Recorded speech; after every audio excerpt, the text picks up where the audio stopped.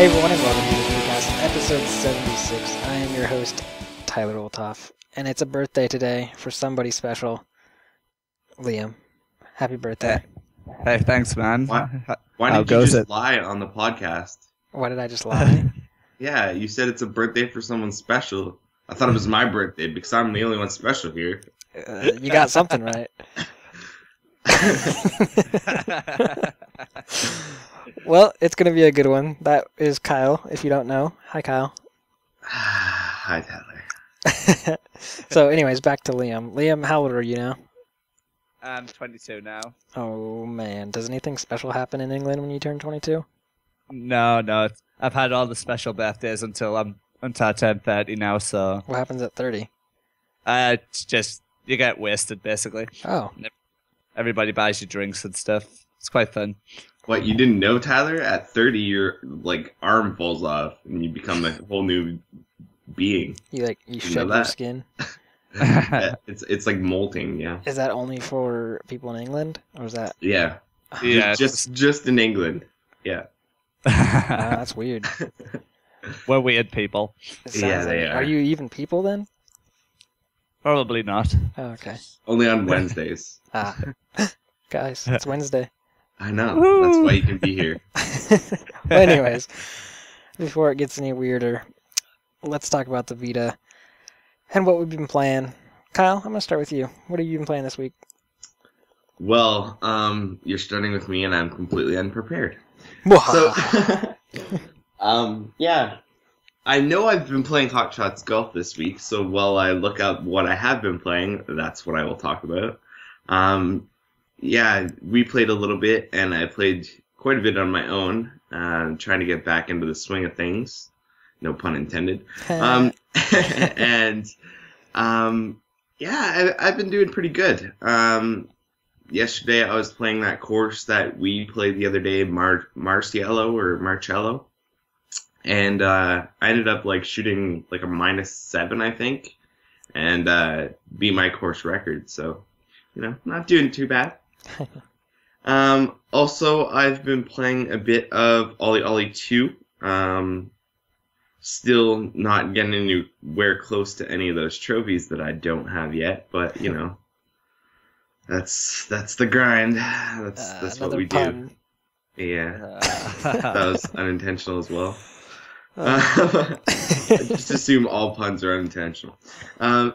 We also played a bit of Borderlands 2 and Helldivers, so kind of got back into those a tad, although we didn't play too much Borderlands 2, we played more Helldivers, and I'm cool with that. Also, I don't believe I said so last podcast, I finished The Unfinished Swan. Yeah, the ending was decent. I mean, it was different than I thought it was going to be, and it was less of a letdown than I thought it was going to be. I thought it added a little something, but it was still, nothing ridiculously special. Just an enjoyable experience, let's put it that way. Yeah.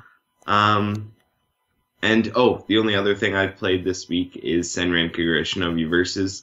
I just felt like beating up on some women and doing it such that their clothes fall off instead of them actually getting hurt. So that's good. That's the way it should be, right? Yeah. Way to save it, Kyle. All right, Liam, it's your birthday, so of course you've been playing a ton, right? I've only played one game this past week, to be honest. But yeah, it's a big game, and I'm playing it for reviews. This week, speaking of clothes disappearing and being ripped off, I've been playing Hyperdimension Action Neptunia U. And that's a mouthful. I like this game a lot. Not just for the semi-nudity, but because it's genuinely fun.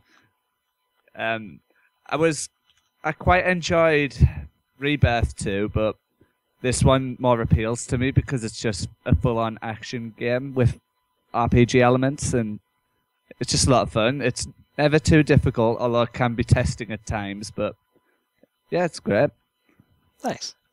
We'll definitely have to look out for your review when that comes out. Yep. Should be soon, I hope. All right, for me, I've got a bit of a handful here. So I played a little bit of Shovel Knight. I finally got my first trophy in the game. Took forever, but I finally got it. I played a little bit of Titan Souls. I beat another boss. I also jumped back into Kick and Fennec because they patched it so you can now get the trophies. So I'm like, yay, I can unlock that trophy that I was mad that I didn't get the first time I went through it. So I went and did that. As Kyle mentioned, we played Borderlands 2, Hot Shots Golf, and Helldivers together, and that was a lot of fun. Although Kyle beat me in Hot Shots, and oh man, I was beating myself up in that game. No, I beat myself up. I shot it in the water like twice on one course, and I was just like, "Yep, Kyle wins." But yeah, I gotta play a little bit more if I wanna be better at it. So of course, every week I play MLB 15 The Show, and I don't know if I have anything to report this week. Just the same old, same old. Nothing sticks out. But yeah, play a little bit of that.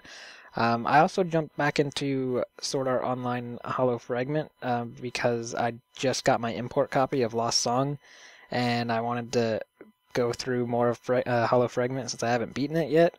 And this isn't really a spoiler, but just to keep your head, what is the word? Keep an eye out for this. Lost Song kind of spoils stuff for the ending of Hollow Fragment. So if you haven't beat Hollow Fragment like I have, Lost Song will spoil that. So I kind of got spoiled on something. So I'm going to push through Hollow Fragment and make sure I can beat that. That way I feel completed. But yes, anyways, Lost Song. That game's awesome. I'm loving it. It's so different, but so awesome. And the fact that there's actual online multiplayer, I cannot wait to play with some friends. So I am definitely going to need some friends to play with since Kyle's a little jerkhead and hasn't picked it up.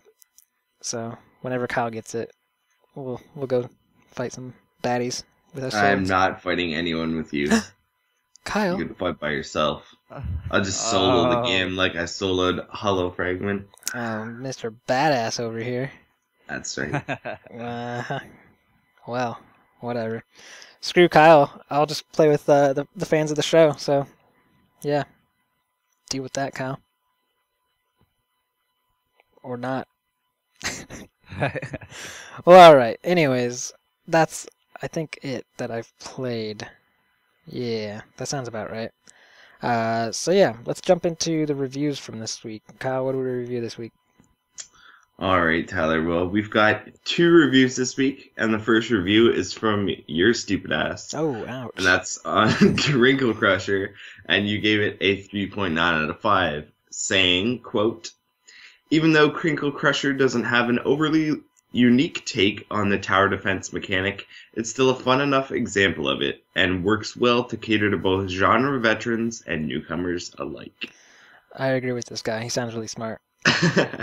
Well, thanks to my brilliant editing. I have no idea what that's you're how talking it about. sounds. Because before it was like Crinkle Crusher good, Oh. newcomers made like. Yeah, maybe if we were called like the Vita Caveman Lounge, that's how we'd write. I don't know. I think that's how it was written before. Anyway, yes, Crinkle Crusher, like stated above. It's a fun little tower defense game, but I mean it's nothing crazy different. So, but yeah, I mean if you're looking for a little game to waste some time in and you like tower defense, then that's something you should grab. And definitely read the full review for more, because there's a little bit of problems like when you get towards the later levels, when there's a lot going on, frame rate tends to dive a bit, which doesn't break the game, but it just kind of is annoying. So, yeah, there's that. So the next review here, we've got Home, a unique horror adventure, and this was reviewed by Colin. He gave it also a 3.9 out of 5. And he says, quote, "Home showcases a haunting atmosphere with a compelling story that will leave you with more questions than that when you started. But that's not such a bad thing when the journey is so gripping," end quote. Have any of you guys played this game? Nope. Although it does seem good and cheap, so I may pick it up when I've got an extra few bit of money laying about. Like right now, it's your birthday. You just said you had a lot of money. That's true. So yeah, I may be picking it up later today. Perhaps. We'll see. Tyler strong arming Liam on his birthday into buying a game. How's that for you? That's what I do. Damn it, Tyler. You could always import Lost Song too, Liam, if you want to play that with me. Okay? I'll have a look at the price. Yeah. Anyways, what about you, Kyle? Didn't you pick it up? I did not. Gasp, said Tyler with gasping sounding tones. Yeah. I never got around to it. It was one of those things that I was like, well, I'll get to it. And I never got to it. Yeah, I mean, it's really cheap, which is nice, but it hasn't really grabbed me yet. And I've been so busy with everything else that I just haven't really had the chance yet. We'll see. So yeah, definitely read that review because none of us are of help at the moment. And find out more about that. All right, let's go to the next one, or next thing we've got here. Kyle, new article, top 10 most confusing things. What's this all about? All right, so I've written an article. I don't often do that because I'm so busy cleaning up all your guys' messes. But I actually had a little time and put a little thought into something, and I wrote down the top 10 most confusing PlayStation Vita truths according to me. So if you're interested in a little bit of a read, because it is quite a few words, on some really confusing PlayStation Vita truths, it's a good little read. 2,600 people or so have read it already, so can't be that bad. I beg to differ. Well, you know what, Tyler? What? I didn't ask for your opinion, so that's not. No, in all seriousness, I did read it, and it's a very nice article. You should definitely check it out. Some stuff I didn't even know about. Yeah, it's definitely informative. I try to be informative, Tyler. Well, you succeeded in this article. Well, good. Because I know Tyler's usually not listening at all. What? But anywho. What'd you say? Sorry. See, there we go. Oui. Also, this week, actually, kind of today, last night, I dropped our teaser. And the teaser is for the June releases preview that I do every month. The one that's coming up. And I kind of just threw together a little bit of a teaser trailer for the couple titles that we know for sure are releasing next month. And it's just a little teaser, but I think you guys might like it. So if you're interested in a little tease, head over to the Vita Lounge YouTube channel at youtube.com/loungeplay and have a look. Bam, there you go. I need to watch it. I haven't watched it yet. Nobody has watched it yet, Tyler. What? I did. Ooh, I watched it. Kyle's a liar on the podcast. Nobody has watched it. Burn. Well, all right. Let's jump into those new releases. So take it away, most likely myself, with those new releases. Hey everybody, Tyler here, going to bring you those new releases. For North America, we are getting Alien Shooter and Hyperdimension Neptunia U Action Unleashed. So there's your new releases. Not too much, a couple sales, a few DLC items, but other than that, not too much. For Europe, you guys are getting Color Guardians, which is cross-buy with the PlayStation 4 version, and there's a ton of stuff on sale. So be sure to check those out because, yeah, you've got a lot on sale. So those are your new releases. Let's jump back into the podcast. All right, thank you, Tyler, myself, for bringing those new releases. So we've got not very many, but Alien Shooter and Hyperdimension Neptunia U Action Unleashed. I have Hyperdimension Neptunia U.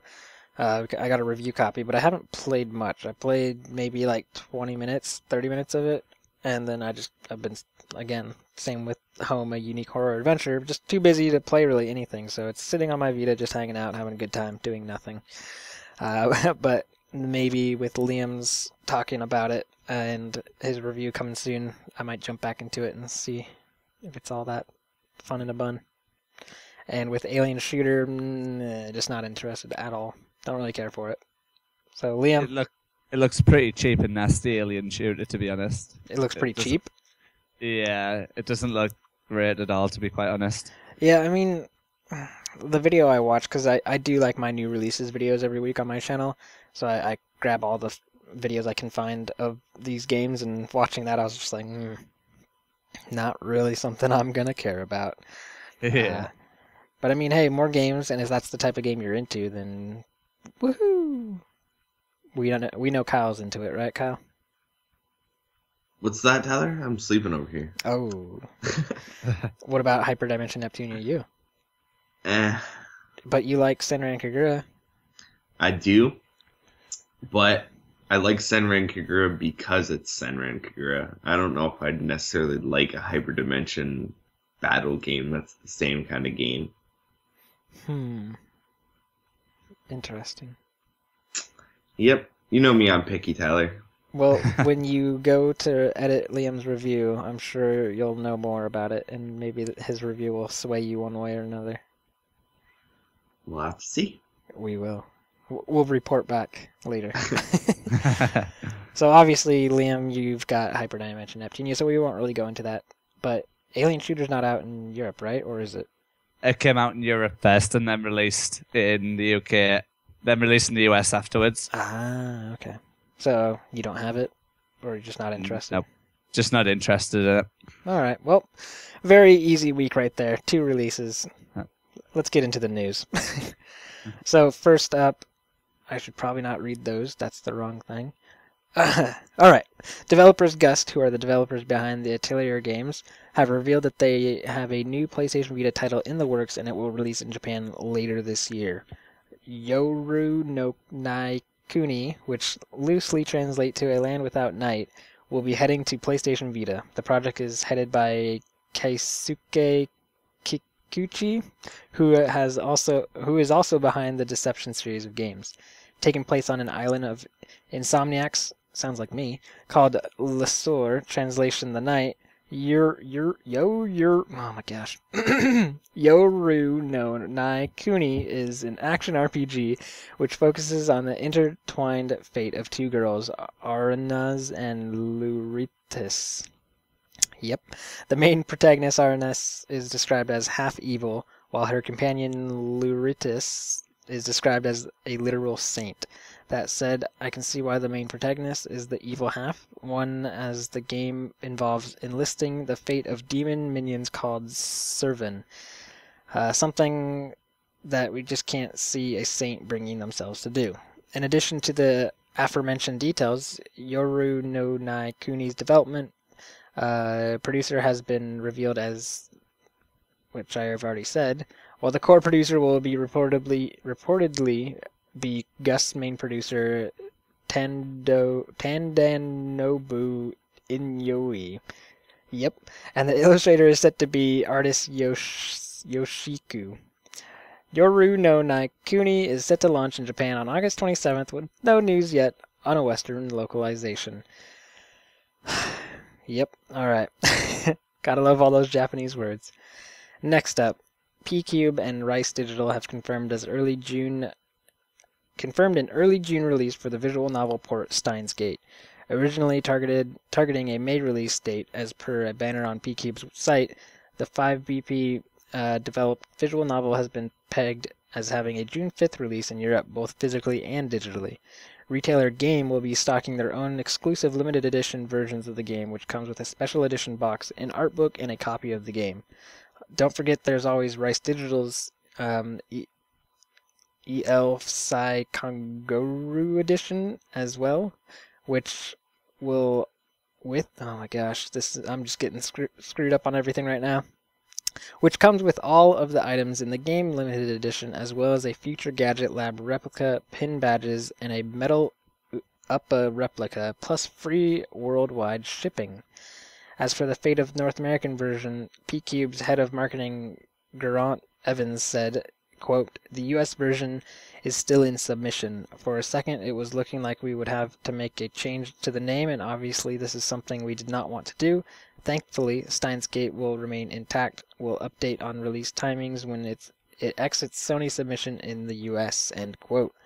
It looks like Steins Gate is almost here, even in North America, so even though it's a tad later than expected, aren't you excited? I think Kyle is. Maybe. I'm always excited, Tyler. Can't you tell? Yeah. Wait, are you not excited? No, seriously though, I am excited. Okay. I was gonna say, you're throwing me for a curveball here. Well, I gotta fuck with you, Tyler, because if I don't, who will?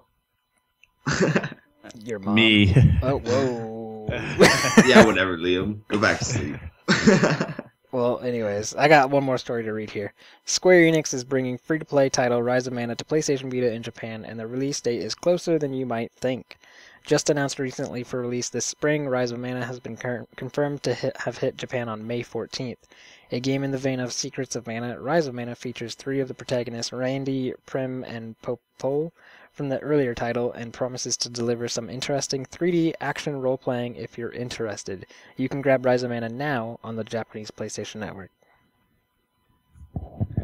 More guest appearances have been confirmed for Taiko Drum Master V version as we march towards that early July Japanese release date.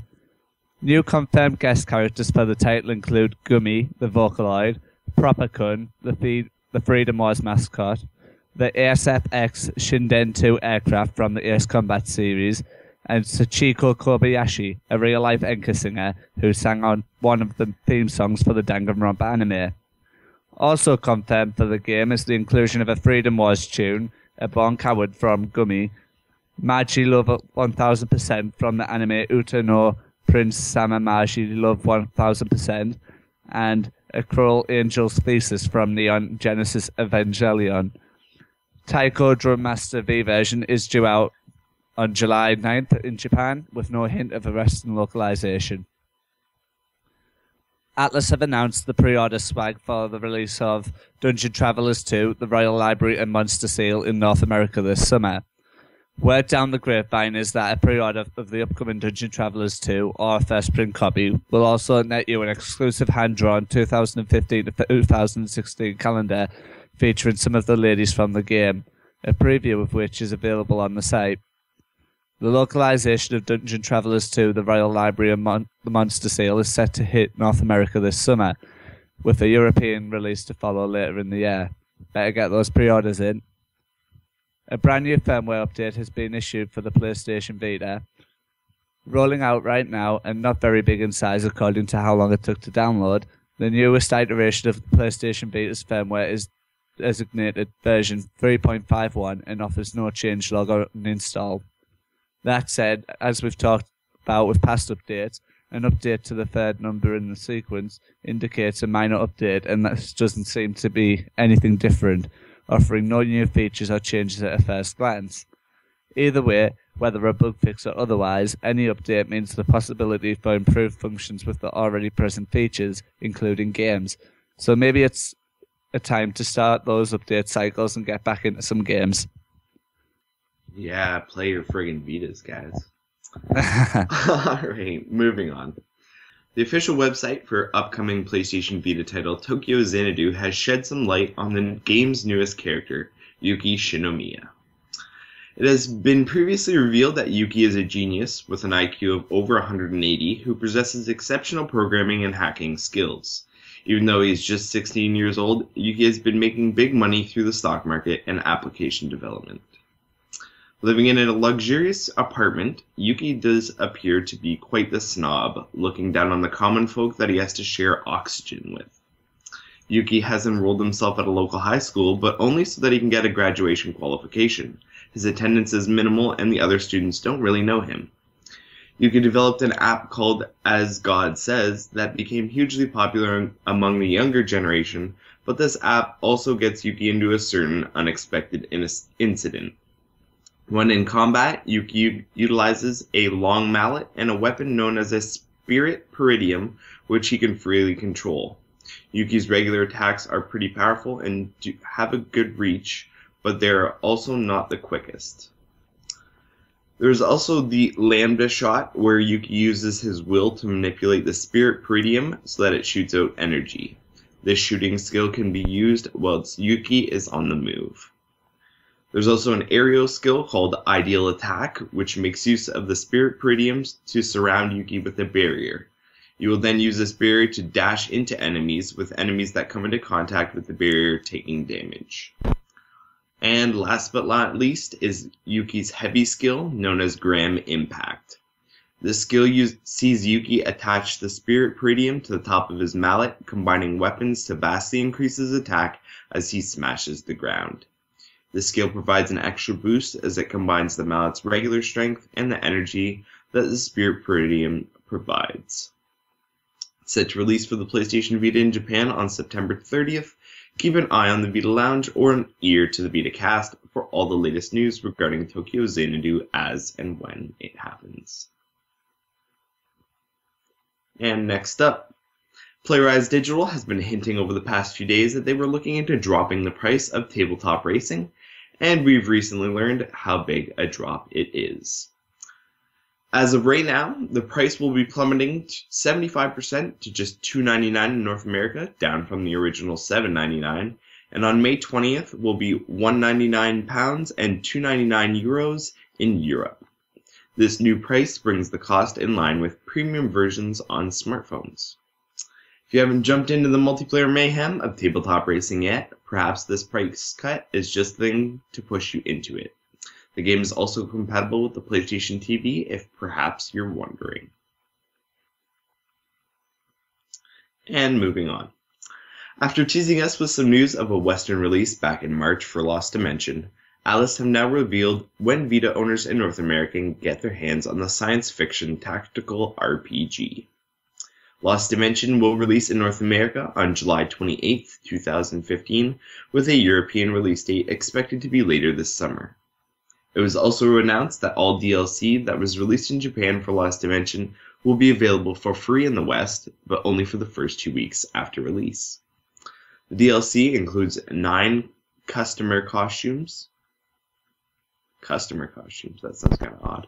Anywho, 12 PSN avatars, a map set with additional story, as well as 3 additional quests. A detailed breakdown of the DLC is as follows. Costumes. 9 costumes are planned, including a suit for Toya, a superheroine outfit for Mana, and a cat outfit for Marco. Avatars. The PlayStation Network avatars represent the 11 heroes and heroines of the game, as well as the game's villain, The End. And you can only install via PS3. Yes. That's one of our top 10 most confusing truths as well, Tyler. Oh yeah, I saw that. Hint, hint. Link, link. Anywho, additional quests. 3 additional quests add extra mission to each floor. They don't provide much in the way of EXP or EN, energy, which is used as money in-game, but if you successfully complete each with an S rank rating, you'll be awarded with a specialized item or individual character bonuses. The following quests are planned. The Emissary from the Netherworld, which is moderately difficult. The Price of Blood, which is more difficult, and Runaway Cause and Effect, which is the most difficult. Also, there's a map pack. The add-on map pack, The Beginning of the End, is a separate story that takes place in an entirely different location.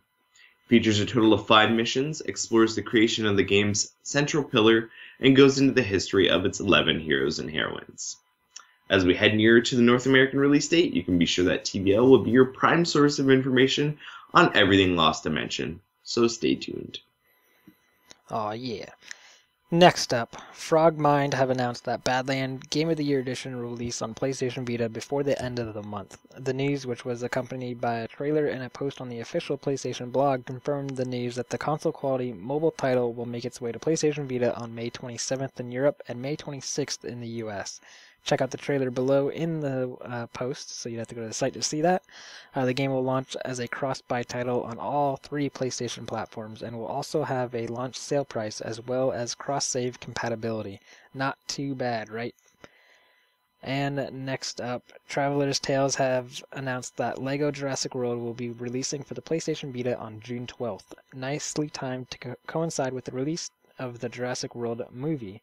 A new trailer of the game was uploaded to WB Games' YouTube channel alongside the announcement, revealing that you'll be able to cause havoc not only as humans, but also as the prehistoric predators that populate the movies. LEGO Jurassic World will feature the 3 original Jurassic Park films and will also include the surefire summer blockbuster Jurassic World, giving gamers plenty of iconic moments and hopefully that theme tune from the series to relive. and I cannot wait for this. I'm excited. Woo woo! Are you? Is Terraria going physical? According to an Amazon listing, it may very well be. Terraria is a game similar to Minecraft in which you explore, mine, build, and repeat. Although very different from Minecraft, it's still a fantastic game to have. Tyler reviewed it at the end of 2013 and gave it a 4.8 out of 5. Also of note, Amazon is showing that it will be coming on June 2nd, and being that that's a Tuesday makes it even better chance of being real. Is this perhaps something you want? Maybe collectors out there would love this, or perhaps it's another Minecraft scenario with a voucher in a box. We'll have to wait and see. And also going off script, a lot of sources in the UK have it listed for this Friday, which is the 22nd of May. Ooh.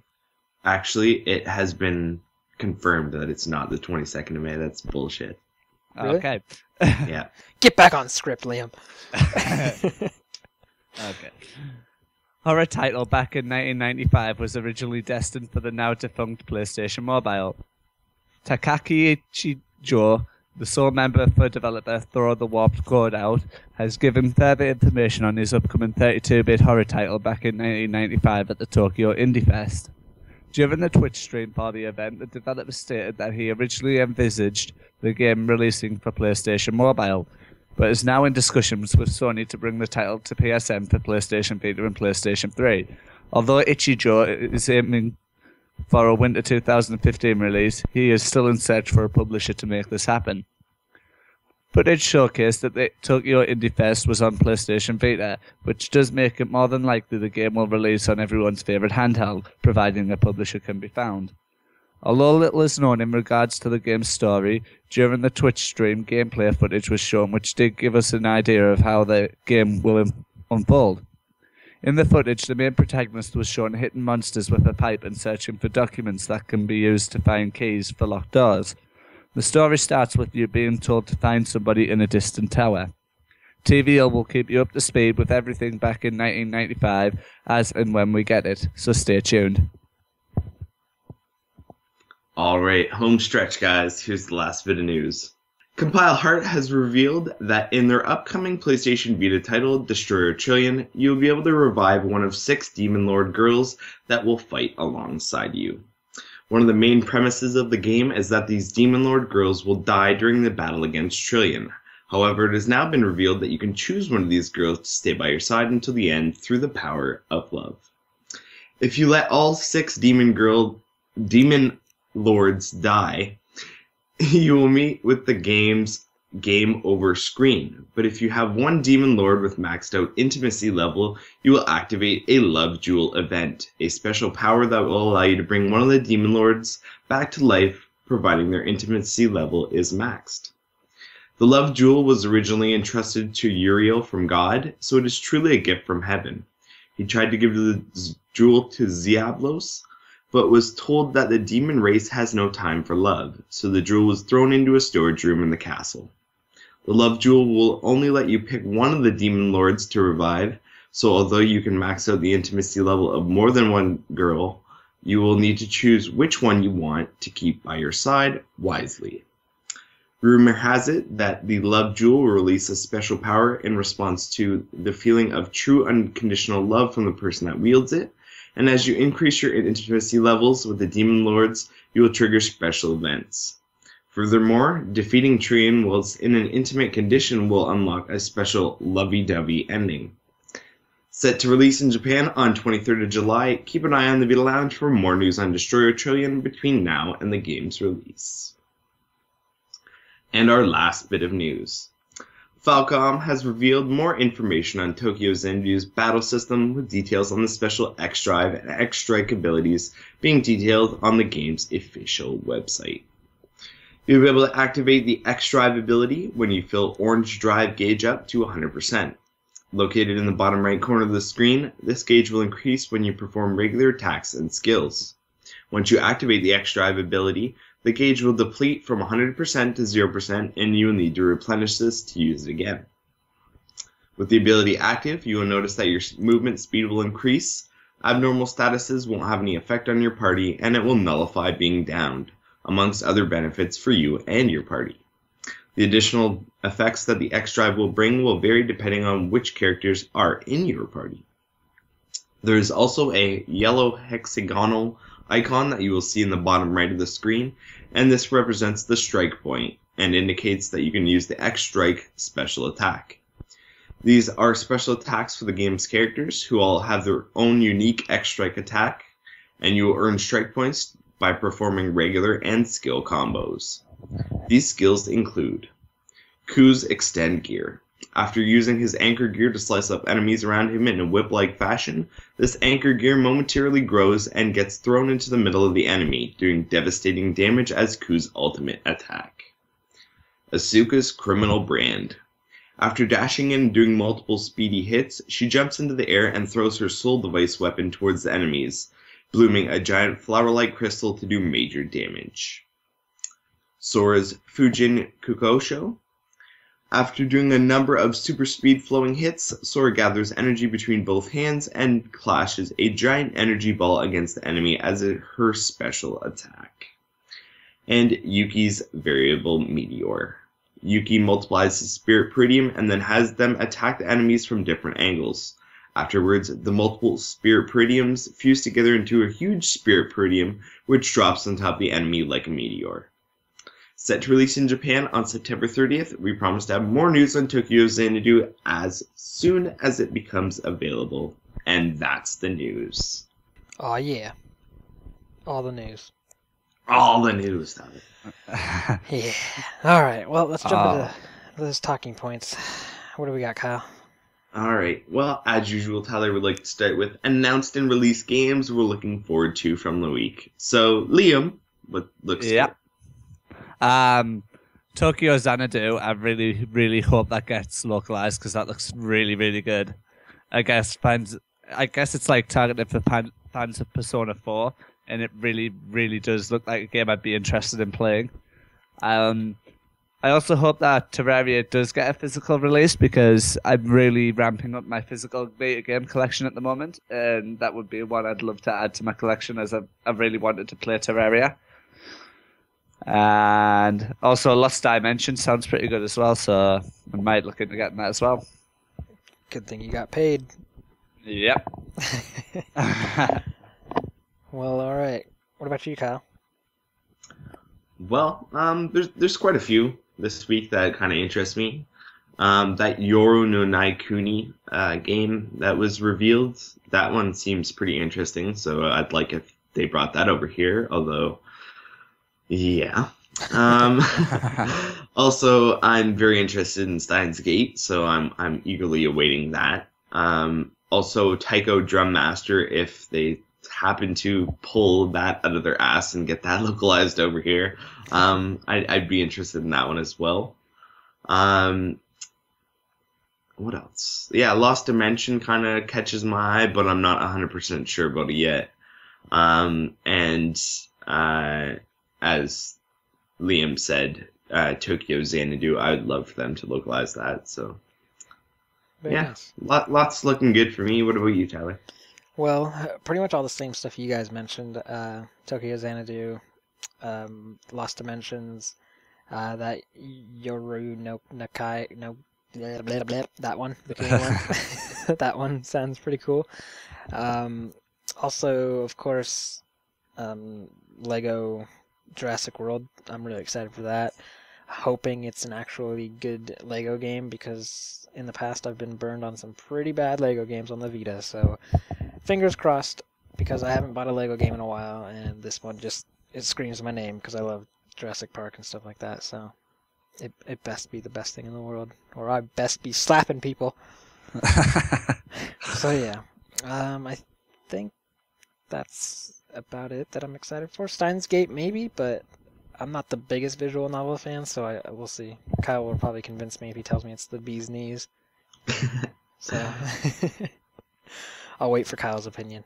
But anyways, that's about it. There you go. So what else have we got, Kyle, for the talking points? Alright, well, we've also got the PlayStation Store top downloads for April 2015. So the PlayStation Store sales charts for April 2015 have been posted on both the US and European PlayStation blogs, and the good news is that last month's most anticipated newcomers, Shovel Knight and Titan Souls, have broken into both charts, albeit doing better on the North American chart, 1st and 6th, than on the European chart, 7th and 20th. As for the rest of the charted, here they are in all their sale-induced glory. North America's PS Vita top 10 is, number 1 is Shovel Knight, number 2 is Batman Arkham Origins Blackgate, number 3 is MLB 15 The Show, number 4 is Minecraft, number 5 is One Piece Unlimited World Red, number 6 is Titan Souls, number 7 is Sword Art Online Hollow Fragment, number 8 is Hotline Miami, number 9 is Touch My Katamari, and number 10 is Uncharted Golden Abyss. As for Europe's top 20, we have FIFA 15 Legacy Edition in 1st, then Dead or Alive 5 Plus in 2nd, and Mortal Kombat in 3rd. 4th is Minecraft again. 5th is World Rally Championship 4 FIA World Rally Championship. 6th is Sword Art Online Hollow Fragment. 7th is Shovel Knight. 8th is Dead Nation. 9th is Unit 13. 10th is Little Big Planet PlayStation Vita Edition. 11th is Silent Hill Book of Memories. 12th is Terraria. 13th is Rayman Origins. 14th is Oddworld Stranger's Wrath HD. 15th is Dragon Ball Z Battle of Z. 16th is Asphalt Injection. 17th is The Walking Dead, the complete first season. 18th is The Wolf Among Us, the complete first season. 19th is Dungeon Hunter Alliance. And as I said before, 20th is Titan Souls. So, any odd showings to you, Tyler? Any of those seem kind of Touch My strange? That's a weird game to pop up after all this time. Yeah, I agree. I think it was on sale pretty heavily, though. Yeah, well, I mean, that's with a lot of them, though. Like, the ones that are really old. Like, I mean, even though Uncharted Golden Abyss is an amazing game, you know, it kind of leaves the list, but then when it goes, like, dropped in price, you know, it shows itself again. But yeah, other than that, I mean, they all seem pretty cool. A lot of really good games, as usual. Some of them, although FIFA 15 for. And that MLB 15 The Show, you just dive right into walls. Yeah, pretty much. It's great. If you're looking for a neck breaking simulator, you found it in MLB 15 The Show. There you go. What about you, Liam? Anything stand out here that you're just like, what? FIFA being number 1 in Europe. Why do people keep buying this? They love their soccer balls. But EA seem to manage to rush out a product where they only change a few things. They don't even change the gameplay from last year with the beta version. And then people still buy it, and then they complain. If people stop buying it, and EA notice this, they maybe start making effort. Nah, they'll just nix it like they did with the Yeah. Yeah, pretty much. Which is very disappointing because, like, literally, EA just needs to be like, we need to make like a mobile team that just focuses on the mobile versions of our sports games, and they could make some bank if they actually took some time. Like, I would be going crazy with telling people to buy like Madden or FIFA if it was an actually good version. Like, I'm not gonna bug people to buy FIFA. Bring us NHL. And everyone's crying for NBA. I'm not into basketball, but do it. They just need to. Like, there's so many games out there that they could just jump on and they would be able to get a lot of money from it. Yeah, bitches. But yeah. And also, I would have thought that maybe Shovel Knight and Titan Souls may have sold better in Europe as well. Didn't you guys have a lot more sales though going on in April? We had quite a lot of sales, yeah. I know Dead or Alive 5 Plus, that was about £3 in the UK at one point, so that did sell quite well in that week. I know I bought it when it was that price, so yeah. Who knows, maybe next month, or this month, May, it'll be more of a level. You'll see those games jump up maybe a bit more. Yeah, perhaps. Hopefully. I'm sure in North America we're probably going to see Freedom Wars because of that crazy flash sale this past weekend. Yeah. Which is not a bad thing. Freedom Wars is awesome. It is awesome. All right. What about you, Kyle? You didn't really say much about which crazy games here. Well, a lot of those are kind of crazy to me. Like, other than actually even sales, like I don't really understand why the hell they're up that high. Batman Arkham Origins Blackgate. Like, I mean, I don't mean to harp on the game, like, for people who like it, but it's just such a, not true to the series game. Yeah, but maybe that's just why kind of like out in nowhere land. Right. Just kind of doing its own thing. Maybe that's why it's up so high, is that people have been waiting for a sale like this, and like, I want to get it, but I know it's not the same, but oh, okay, it's on sale, getting it, and then everyone just follows suit. I don't know. It's one of those things that I just can't explain. Yeah. Also, Silent Hill Book of Memories, again, like, what what the hell? That game is not really a Silent Hill game at all, and even for what it is, people say it's not the greatest, so I have no idea what the hell that's doing on the list. And Asphalt Injection, Jesus, that's a launch title, and it was a bad racing launch title. And yeah, I have no idea what that's doing on the list either. There's some interesting ones. Definitely some interesting ones that make you scratch your head and be like, even for, $2, why the hell would somebody buy that? Yeah. Anyways, let's head on to that listener mail. We've got a couple here, quite long ones, actually. Yeah, we've got a Lester style, ode to Vita Lounge here to start it off. So. Who wants to read it? I'll do it, I guess. All right, have fun, Kyle. All right. Talk to you in about 10 minutes. Yeah, pretty much. All right, so buckle yourselves in, guys, because this is a long one. Hey, guys. Thanks for answering my questions last week. My question this week is not really a Vita-specific question, but is still a relevant one. What are your thoughts on the lack of respect handheld gaming in general is getting? What I mean is the fact that many mainstream sites rarely choose to talk about handheld games on their podcasts or shows, and when they do, are extremely dismissive of them. Some go as far as to call them B2C tier games just because of the platform they're on, while others boldly claim that handheld games are nothing to write home about. Not only that, even the VGAs, which I have absolutely zero respect for due to the amount of politics involved, and the GDC awards have recently chosen to lump both mobile gaming and handheld portable gaming into one category when acknowledging them. Do people really think that handheld games and mobile games are in the same caliber? In my humble opinion, both platforms should be separated and respected as their own categories, as you can never get a Fire Emblem Awakening, Link Between Worlds, Persona 4 Golden, or Gravity Rush experience on a mobile device. It's insane to me that people would put the above titles in the same group as Candy Crush or Bejeweled. Don't get me wrong, I enjoy mobile games myself, but I do not think that the best mobile games come close to rivaling the best handheld titles. Thankfully, some sites have chose to keep them separate, at least for the time being. Being a huge fan of both the 3DS and Vita, and the DS and PSP before, I can't help but feel not only sad but disgusted by the way handheld consoles and games are being treated. It's a clear discrimination that I myself can't quite understand.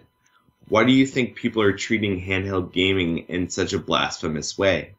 There are so many excellent games on both systems that I can't help but feel sorry for the devs who pour their heart and soul into the games they make only to be overlooked by people who are so shallow as to claim that big screen experiences are the only way to go for gaming. What I find extremely ironic is the fact that many of these people are the ones claiming AAA games have gotten too expensive for their own good and that budgets should be lowered. Even worse is the fact that these same people are the ones clamoring all over indie games, but yet disregard the excellent titles available on both the Vita and 3DS. Overall thoughts? Sorry for a long email and rant, just wanted to get my thoughts out there. Keep up the good work, guys. Danny Reyes via email.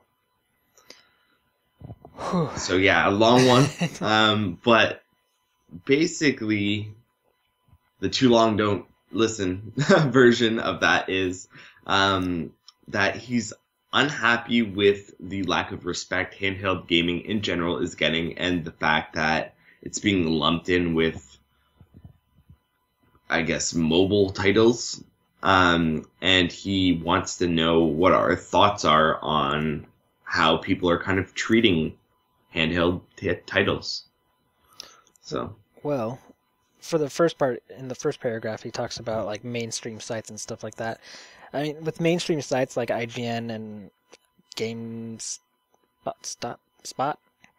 I don't know. Anyways, the bigger ones, the bigger mainstream sites, they're a business. They've got to work towards their audience, and the fact of the matter is that a lot of people are much more into console gaming, and that seems to be what drives the most views. And if, for instance, the Vita news is not getting a lot of clicks, they're not making a lot of money on posting a story up about the Vita. And, I mean, they do post a lot of stuff about the 3DS because the 3DS is doing a lot better than the Vita, and that drives clicks, and it's all about them clicks. So I mean, they got to pay the bills, so it makes sense that mainstream sites are more focused on what's giving them those clicks, and that would be the consoles. As for the third paragraph, I'm lost. Give me a second here. I'm old. I'm really not that old, but I'm tired. Why can I not find this right now? Oh, not the third paragraph. It talks about the mobile games, like cell phone games and Vita games being bunched into one category. I mean, I think it's like the same thing with the mainstream thing. Like, people are just focused on the consoles, and they see these mobile devices, and they're like, well, they're both mobile. Let's just put them into one category. Have fun with that. And that's just how it's going to be. Sadly, I don't see it ever changing because that's just the way people are. And even like people that I work with, there's this guy that's really into PC gaming, and anytime I mention the Vita, he's just like, that thing sucks, blah, blah, blah. And I was like, you've never even played it, so just quit talking shit. I really don't care what you have to say. But, I mean, that's just the way a lot of people are. Like, they play one thing, and they think it's the best thing in the world. And, yeah. It's kind of sucky, but I'm somewhat the same way, which is kind of weird. Like, I only really play the Vita, and that's just the way I like to play games, is on the Vita. I mean, I did play the PS4 a little bit with Bloodborne and stuff like that, but there's really nothing that's interesting me right now on the PlayStation 4. And yeah, I constantly play the Vita. That's really it. So I'm missing out on tons of games that are on consoles and PC that are amazing because I'm just focusing on the Vita, but that's just what feels right to me, so that's what I focus on. Also, what else did you say? There's a lot, and I'm lost. Kyle, why don't you go ahead so I can look at some of this stuff real quick? Alrighty. Alright, so his first paragraph basically asks, what are your thoughts on the lack of respect handheld gaming in general is getting? Well, my thoughts are that we kind of have to wait till it gets there, or wait till the market kind of gets there, because it seems like the whole, laptops and desktops kind of thing all over again. When laptops first came out, people were like, oh, you can take them on the go. And then other people were like, yeah, but they're not as powerful as these desktops, which cost less. And so, it's that old adage that people don't know what they're missing until they kind of get their hands on it and start trying it and kind of figure out that, hey, it's better to be on the go with something that's maybe not, a Ferrari, but still gets the job done and, gives you more ease of access otherwise, than necessarily something that's super powerful and you have to sit there in front of your, super powerful setup that's generating all this heat and all this ridiculousness and, no moving. So, I mean, there's benefits to either way of going, whether you go console or handheld gaming. And I think it's just that the perception hasn't caught up necessarily to the market and the technology. So I think we have to kind of give it that push, and that's kind of what the Vita Lounge is there for. So yeah, I think definitely there is that lack of respect for handheld gaming, but it's something that we have to kind of build to have it be there, because it was never really there to begin with. Right. I as for the bit where they're lumping mobile gaming and handheld portable gaming, yeah, I completely agree. I don't think that they go together at all.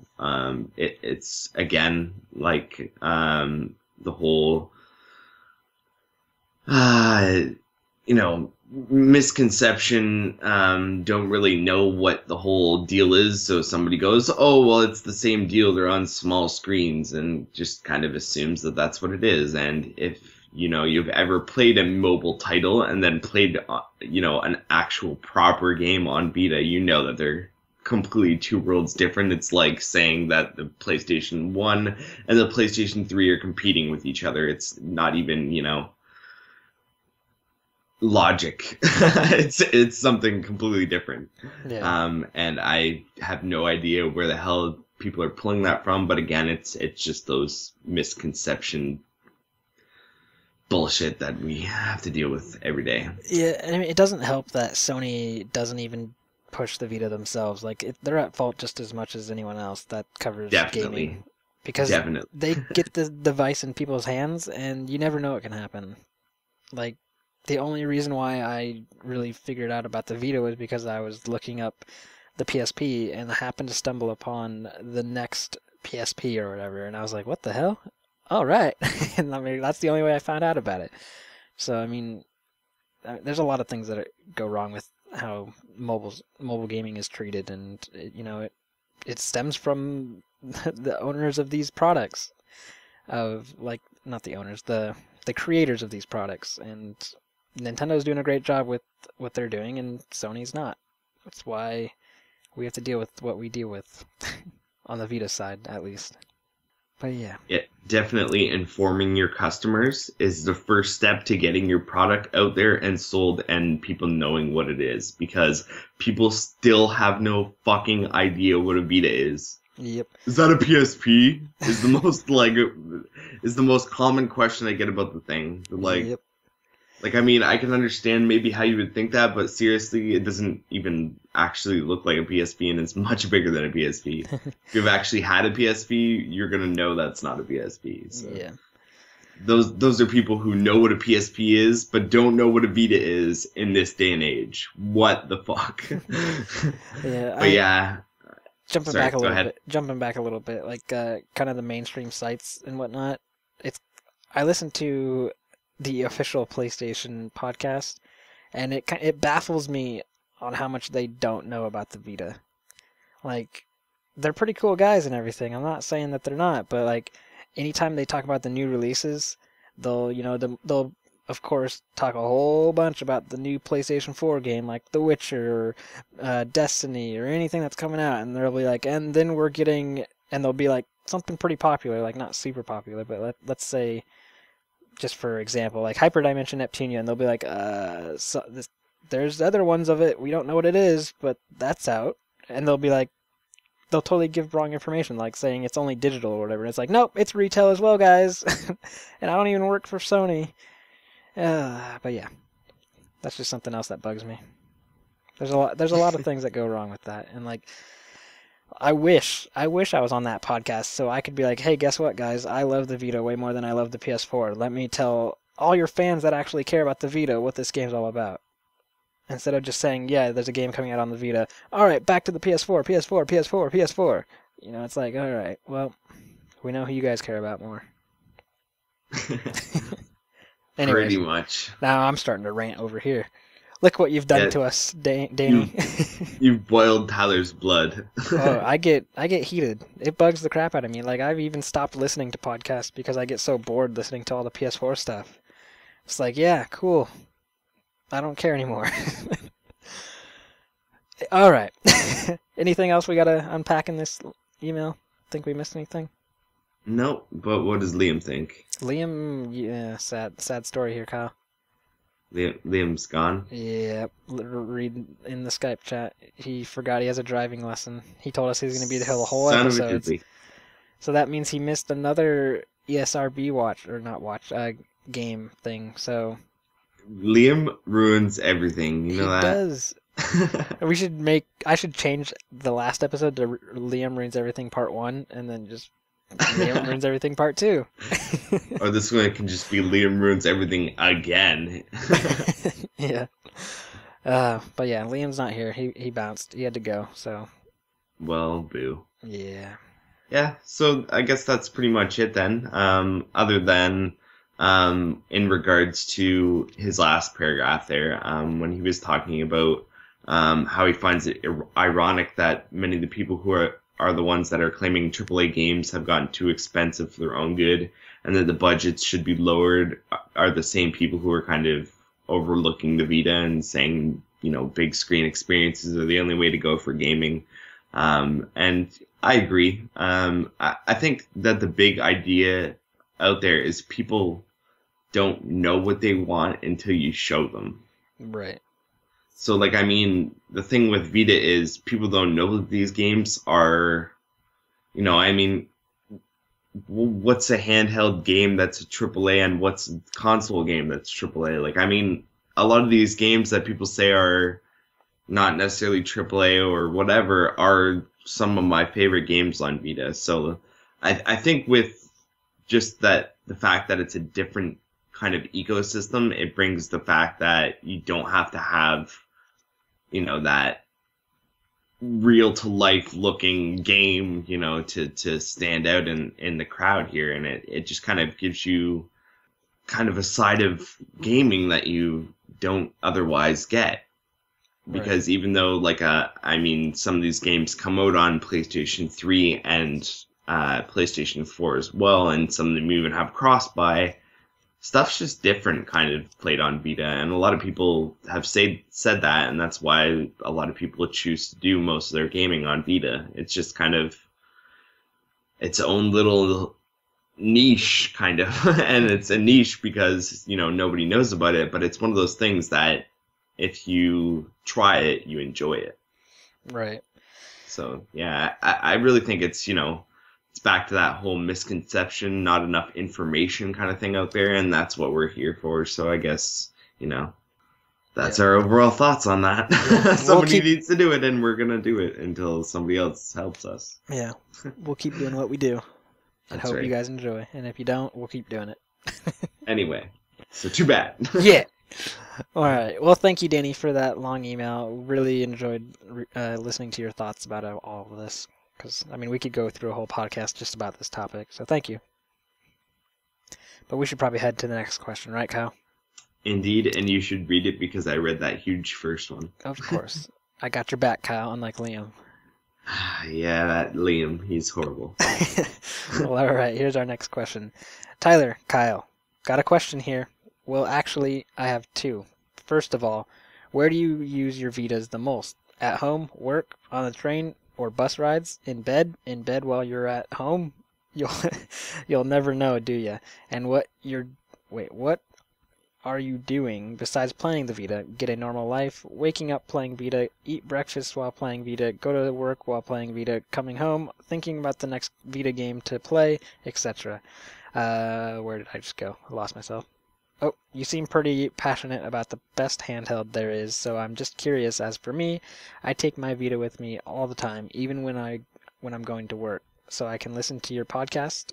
It's too bad the Vita has no real Street Pass thing like the 3DS. Near doesn't count, because without Wi-Fi, it's useless. I'm a regular listener to your podcast, and keep up spreading the Vita awesomeness to the people. Greets genderman1978 via email. Kyle, unpack that. Unpack that. All right. Where do you two use your Vita the most? Okay. I use my Vita the most wherever I am. At home, sitting in my chair, I guess. I don't know. It's pretty much one of those things that never leaves within 10 feet of me, so wherever I use the Vita the most is wherever I happen to be. What about you, Tyler? Where do you use your Vita the most? I'm using my Vita right now. I'm playing Sword Art Online while you talk. Son of a bitch. No, but seriously, I bring it with me to work every day. I have a little pocket in my backpack, and I shove it in there in its case, and on breaks I'll whip it out and start playing. That sounds bad. But anyways, yeah, I play it all the time. I mean, I'll play it in bed, I'll play it in the living room, I'll play it while watching TV, I'll play it at night in the dark, just the bright light shining in my face. I'll play it in the bathroom when I go into the bathroom and I know it's going to be a long trip in the bathroom. And yeah, I'll play it anywhere, really. I don't think there's anywhere I haven't really played it yet. And if I haven't, I'm going to mark it down and I'm going to go play it there. Well, there you go. All right, moving on to his next question part. What are you doing besides playing the Vita? Got a normal life? All right, so I guess I kind of don't have a normal life because as somebody who works for myself, I don't get up and go work for the man every day. So I pretty much do computer repair and building and all sorts of computer bullshit to get by. I used to have a computer business, but that kind of went under due to a whole bunch of bullshit that I won't get into on the cast. But I pretty much, sit in front of a computer all day, whether it's my computer or somebody else's computer, and make sure that everything works. You delete all the porn, and then you're like, it's good to go. Delete all the porn. Yeah. $3,000. That's why I don't touch Tyler's computer because it's probably sticky. But yeah, that's pretty much what I do. Other than Vita stuff, because I'm always doing something for the site, whether it's cleaning up bull crap that you guys have made that's a mess, or writing stories and making sure all those lists that I keep are current. Something. You're a busy guy. Yeah, I'm always working, even if I'm not working. Well, for myself, I work in the aerospace industry, so similar to Boeing, but I don't actually work for Boeing. Basically building planes, having fun, yay. And then when I'm not working, of course, playing the Vita or hanging out with the girlfriend on the weekends and just normal stuff, really. Everyday kind of person, I guess. A lot of Vita, though. A lot of Vita. All the Vita, Tyler. Yeah. Yeah, pretty much. I work the night shift, though, which kind of sucks, but it somewhat has its benefits. Like, it's almost 4 o'clock in the morning right now, and I don't have to work for another, almost 12 hours, or a little less than 12 hours, so while everyone else is sleeping right now and gonna have to wake up pretty soon and start driving to work, I get to play my Vita. So yeah. Next one, Kyle. Next question. Is there another one? No, that was pretty much it. I think. All right. Well, thank you, Janaran, for your question. Let's head on to the next one. All right, the last question of the week. This one's from Jonathan Carneiro at JHOCARNEIRO on Twitter, and this is actually our Vita Lounge magazine put together guy. He pretty much takes what Paul and I give him and makes something pretty out of it. So if you want to, follow somebody who's awesome, that's an awesome person to follow. But let's get to his question. And the question is, which trophy type annoys you guys the most? Collectibles, grinding, time-consuming, or others? Well, I don't mind time-consuming if it feels good doing it. So, the one I would say... Oh, yeah. Anyways, there's a time-consuming trophy in WRC 3 that just feels stupid. You have to play multiplayer, in race time, so you can't just sit in, a lobby and just hang out and talk and just let the time count up. You actually have to be racing. And you have to play multiplayer for 3 hours. Seriously? God! So, I almost have the Platinum Trophy in that game, but because not very many people play that game online, it's, almost impossible to find matches and actually be able to get that clock counting down. And since Kyle's lame and doesn't want to get it yet, I can't bug him to get online. So by the time he gets it, they're going to shut down the servers, and I'm going to be like, Kyle! I hate you! But yeah, that's probably about it. Multiplayer time-consuming trophies are pretty annoying. All right. So it is not kind of any of those, not collectibles, not grinding, not time consuming. It's an other. Ad hoc trophies. Ooh. This is a reference back to that PlayStation Vita Truths article that I was talking about earlier. And it's kind of funny that this came up. But, yeah, ad hoc trophies are the bane of my existence. As much as I love the Vita, I am realistic and I know that not only is it hard to find somebody around you with a Vita, finding somebody with the same game around you in the Vita is damn near impossible. So, like, I mean, unless you have somebody in your family that has a Vita or a significant other that has a Vita, you're probably not going to have the same games as those people and therefore be screwed out of said trophies. And in an age where, you know, everything is connected and, you know, all this junk, I can't really fathom why there are trophies where you have to literally be sitting next to somebody to get them. That doesn't make sense to me. So yeah, those are the bane of my existence. Those trophies annoy me the most, and I would be completely happy if every ad hoc trophy just went to hell right now. That's actually kind of funny because, what is it? Mod Nation Racers, the launch game, that had an ad hoc trophy, and since my brother and myself got that game together, and we tested it out, I got that trophy, and I'm like one of the first people to get that trophy. If you went and got that trophy now, you'd probably still want to be one of the first people to get that trophy. Well, you never know. Wasn't it on Plus recently? Yeah, but it's an ad hoc trophy teller. Like I said, it's hard enough to find somebody close to you. Never mind somebody close to you has the same game. Even Plus, you'll find somebody close to you, and then that person will have Plus. Well, hold on. I'm checking it out. Mod Nation Racers. Go into it. Continue talking, Kyle. It'll be only you. Probably. That's what I'm betting on anyway. Only me? No, I think I'm like the third person to get it. But I can't. How the hell do you search for games? There we go. Games. Search. Mod Nation. Bam, there it is.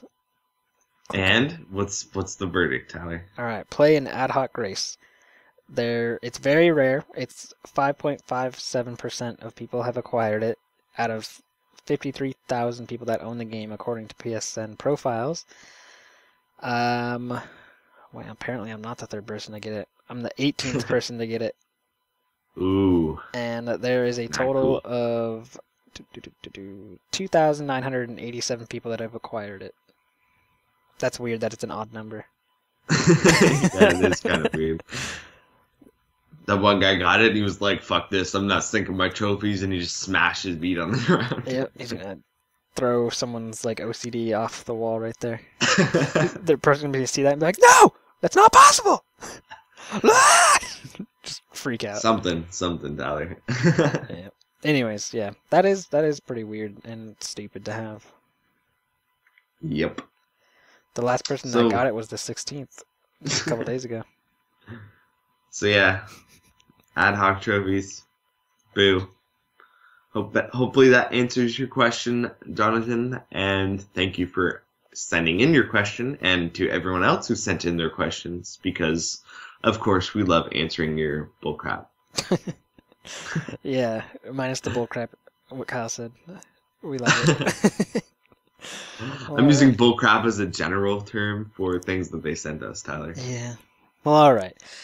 We were going to do Guess That Game because Liam told us he was going to be here the whole episode, but he's a... We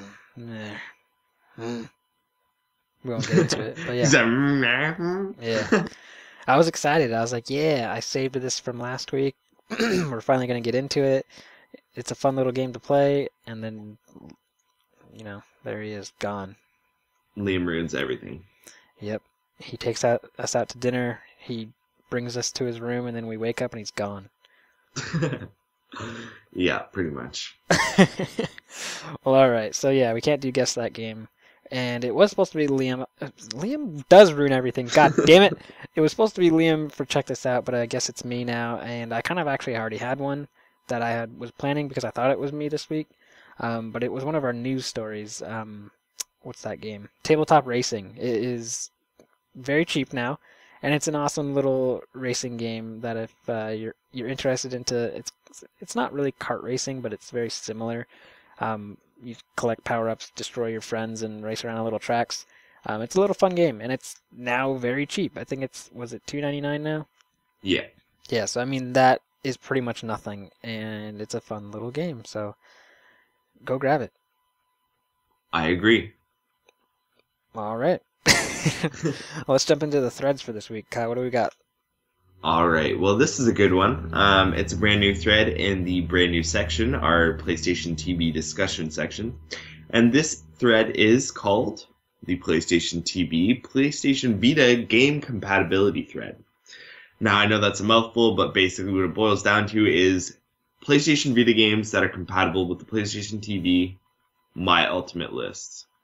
Covers both Europe and North America, separate lists, because I know that they're completely different.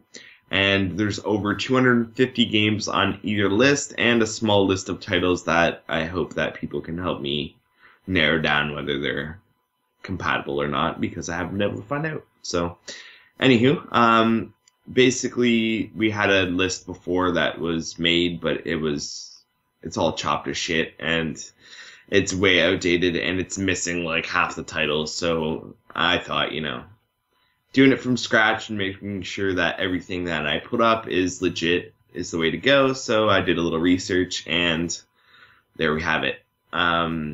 Should be the most the most complete list out there. I've looked around, and I don't see anything anywhere close to it in number or in what do you call it?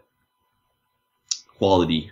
Some of them are yeah, it's bad. They haven't been updated or whatever, and there's a lot of things that kind of flip flop back and forth, and yeah, some bad lists out there. Anywho, if you need a list, that's where I would go, especially since I made it. And I'm pretty confident on it.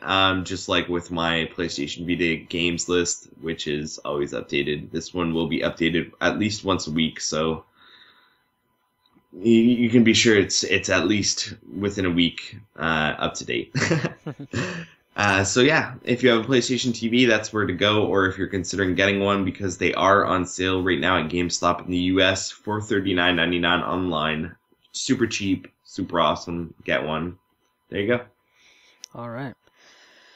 Well, that's it for the podcast, but before we leave, I thought it was kind of cool, but GameStop should do this. Game in the UK is tweeting out that they got their stock for Disney Infinity 2.0. So all the games, they have different Twitters for each location.